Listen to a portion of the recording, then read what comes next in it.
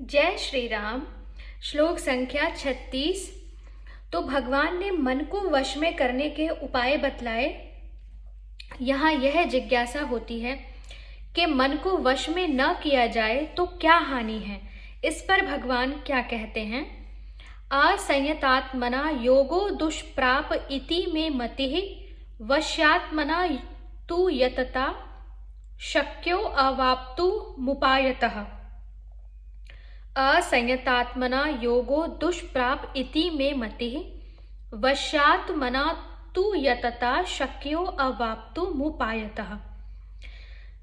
इसका अर्थ है जिसका मन वश में किया हुआ नहीं है, ऐसे पुरुष द्वारा योग दुष्प्राप्य है, और वश में किए हुए मन वाले प्रयत्नशील पुरुष द्वारा साधन से उसका प्राप्त होना सहज है। यह मेरा मत है।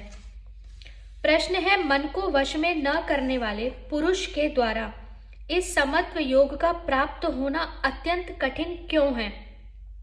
उत्तर है, जो अभ्यास और वैराग्य के द्वारा अपने मन को वश में नहीं कर लेते, उनके मन पर राग द्वेष का अधिकार रहता है, और राग द्वेष की प्रेरणा से वह बंदर की भांति संसार में ही इधर उधर उछलता कूदता रहता है। जब मन भोगों में इतना आसक्त होता है, तब उसकी बुद्धि भी बहुशाखा वाली और अस्थिर ही बनी रहती है। ऐसी अवस्था में उसे समत्व योग की प्राप्ति कैसे हो सकती है? प्रश्न है कि वश में हो जाने पर मन के क्या लक्षण होते हैं? उत्तर है, वश में हो जाने पर इसकी चंचलता, प्रमथनशीलता, बलवत्ता और कठिन आग्रहकारिता दूर हो जाती है। सीधे, सरल, शांत और अनुगत शिष्य की भांति यह इतना आज्ञाकारी हो जाता है कि फिर जब, जहां और जितनी देर तक इसे लगाया जाए, यह चुपचाप लगा रहता है। न वहां लगने में जरा भी आनाकानी करता है, न इंद्रियों की बात सुनकर कहीं जाना चाहता है, न अपनी इच्छा से हटता है, न ऊबता है और न उपद्रव ही मचाता है। बड़ी शांति के साथ इष्ट वस्तु में इतना घुल मिल जाता है कि फिर सहज में यह भी पता नहीं लगता कि इसका अलग अस्तित्व भी है या नहीं। यही मन का वास्तव में वश में होना है। प्रश्न है, तू के प्रयोग का क्या भाव है? तू मन को वश में न करने वाले पुरुष से वश में करने वाले की विलक्षणता दिखाने के लिए ही उसका प्रयोग किया गया है। इस श्लोक में तू शब्द का अर्थ है और। प्रश्न है कि मन को वश में कर चुकने वाले पुरुष को प्रयत्नशील होने के लिए कहने का क्या भाव है? उत्तर है, ये बहुत महत्वपूर्ण प्रश्न है। जिसने मन को वश में कर लिया है उसे भी लगातार प्रयत्नशील रहना ही होता है। मन के वश में हो जाने के बाद भी यदि प्रयत्न न किया जाए, उस मन को परमात्मा में पूर्णतया लगाने का तीव्र साधन न किया जाए, तो उससे समत्व योग की प्राप्ति अपने आप नहीं हो जाती।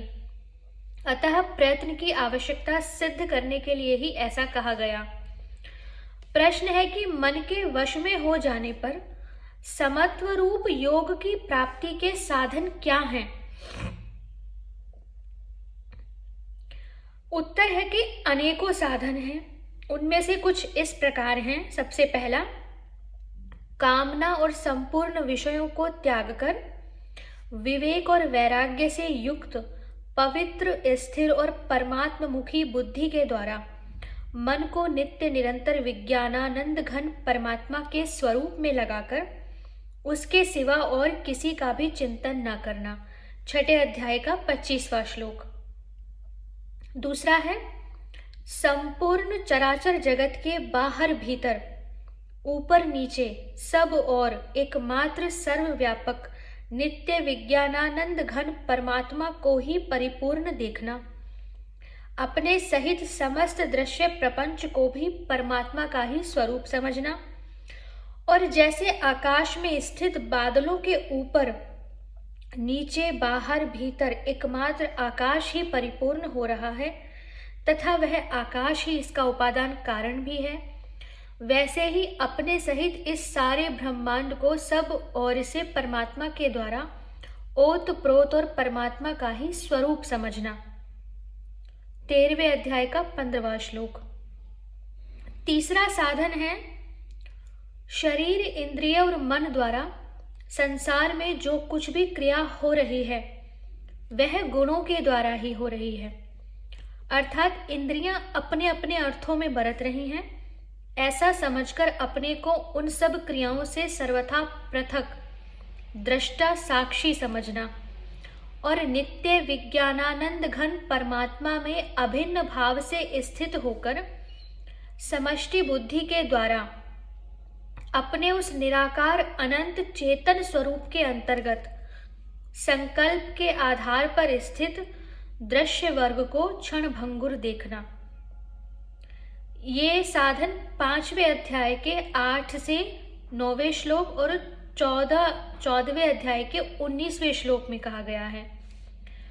चौथा है भगवान के श्री राम, कृष्ण, शिव, विष्णु, सूर्य, शक्ति या विश्वरूप आदि किसी भी स्वरूप को सर्वोपरि, सर्वांतर्यामी, सर्वव्यापी, सर्वज्ञ, सर्वशक्तिमान एवं परम दयालु प्रेमास्पद परमात्मा का ही स्वरूप समझकर अपनी रुचि के अनुसार उनके चित्रपट या प्रतिमा की स्थापना करके अथवा मन के द्वारा अपने हृदय में या बाहर भगवान को प्रत्यक्ष के सदृश निश्चय करके अतिशय श्रद्धा और भक्ति के साथ निरंतर उनमें मन लगाना तथा पत्र, पुष्प, फल आदि के द्वारा अथवा अन्यान्य उचित प्रकारों से उनकी सेवा पूजा करना एवं उनके नाम का जप करना। 5वां है सिद्धि और असिद्धि में संभाव रखते हुए आसक्ति एवं फलेच्छा का त्याग करके शास्त्र विहित कर्तव्य कर्मों का आचरण करना। 6 है श्रद्धा भक्ति पूर्वक सब कुछ भगवान का समझकर केवल भगवान के लिए ही यज्ञ, दान, तप और सेवा आदि शास्त्रोक्त कर्मों का आचरण करना। 7वां है संपूर्ण कर्मों को एवं अपने आप को भगवान में अर्पण करके ममता और आसक्ति से रहित होकर निरंतर भगवान का स्मरण करते हुए कठपुतली की भांति भगवान जैसे भी हैं जो कुछ भी करावें प्रसन्नता के साथ करते रहना। इनके सिवा और भी बहुत से साधन हैं जो साधन मन को वश में करने के बतलाए गए हैं।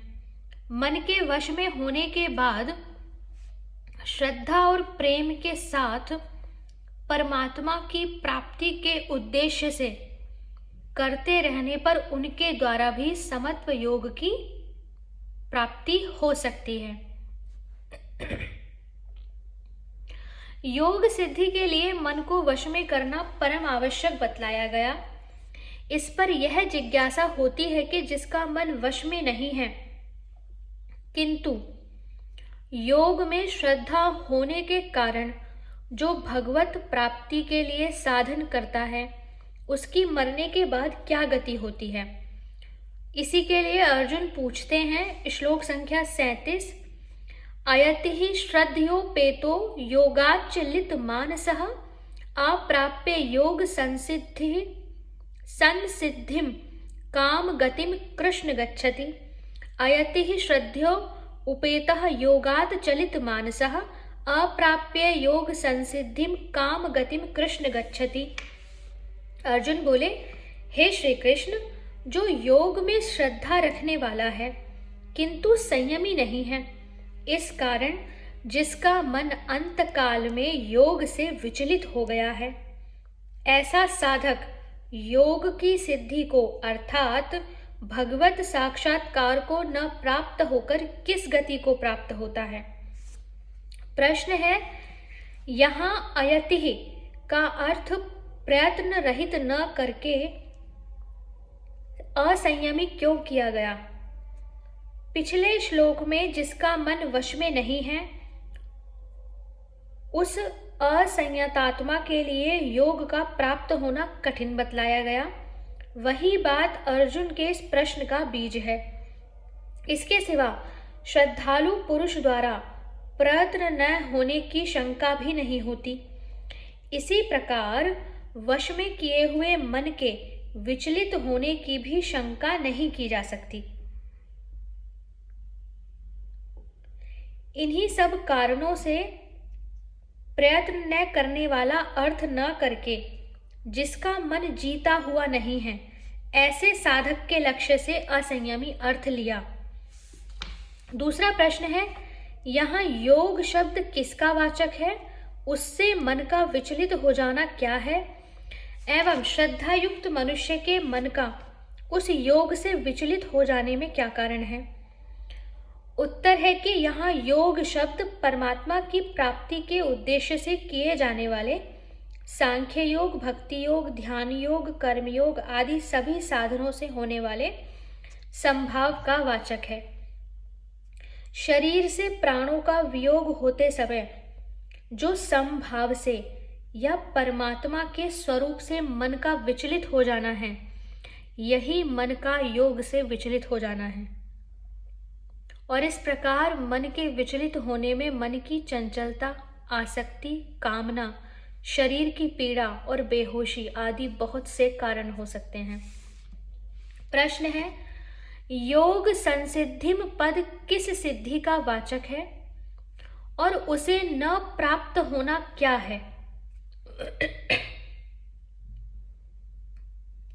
सब प्रकार के योगों के परिणाम रूप समभाव का फल जो परमात्मा की प्राप्ति है, उसका वाचक यहाँ योग संसिद्धिम पद है तथा मरण काल में संभाव रूप योग से या भगवान के स्वरूप से मन के विचलित हो जाने के कारण परमात्मा का साक्षात न होना ही उसे प्राप्त न होना है। प्रश्न है, यहाँ योग से विचलित होने का अर्थ मृत्यु के समय समता से विचलित हो जाना न मानकर यदि अर्जुन के प्रश्न का यह अभिप्राय मान लिया जाए कि जो साधक कर्मयोग, ध्यान योग आदि का साधन करते करते उस साधन को छोड़कर विषय भोग में लग जाता है, उसकी क्या गति होती है, तो क्या हानि है। उत्तर है कि अर्जुन के प्रश्न का उत्तर देते समय भगवान ने मरने के बाद की गति का वर्णन किया है और उस साधक के दूसरे जन्म की ही बात कही है। इससे यह स्पष्ट हो जाता है कि यहाँ अर्जुन का प्रश्न मृत्यु काल के संबंध में ही है। इसके सिवा गति शब्द भी प्रायः मरने के बाद होने वाले परिणाम का ही सूचक है। इससे भी यहाँ अंत काल का प्रकरण मानना उचित जान पड़ता है। श्लोक संख्या 38 से हम आगे की वीडियो में पढ़ेंगे। हरे कृष्णा।